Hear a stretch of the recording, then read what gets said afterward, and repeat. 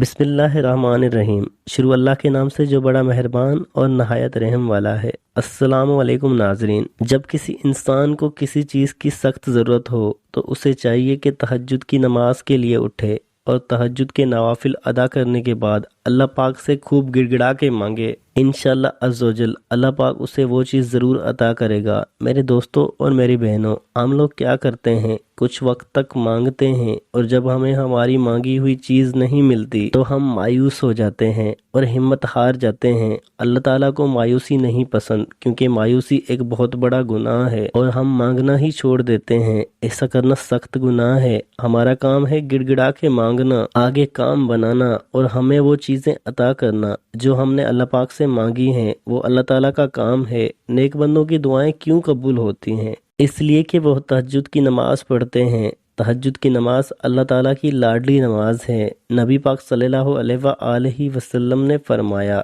کہ تہجد کی نماز ضرور پڑھا کرو۔ تہجد صالحین اور نیک لوگوں کا طریقہ ہے، ولیوں کا طریقہ ہے، اور اس سے اللہ تعالیٰ کا قرب حاصل ہوتا ہے۔ انسان اللہ عزوجل کے قریب ہو جاتا ہے۔ تہجد گناہوں سے روکتی ہے، خطاؤں کی معافی کا ذریعہ ہے، اور اس سے انسان کی صحت بھی ٹھیک رہتی ہے۔ جب تہجد پڑھیں گے تو گناہ معاف ہوں گے، نیکیاں ملیں گی، دعائیں بھی قبول ہوں گی۔ اس لیے تہجد کے لیے اٹھیں اور اللہ پاک سے خوب مانگیں، کیونکہ مایوسی گناہ ہے۔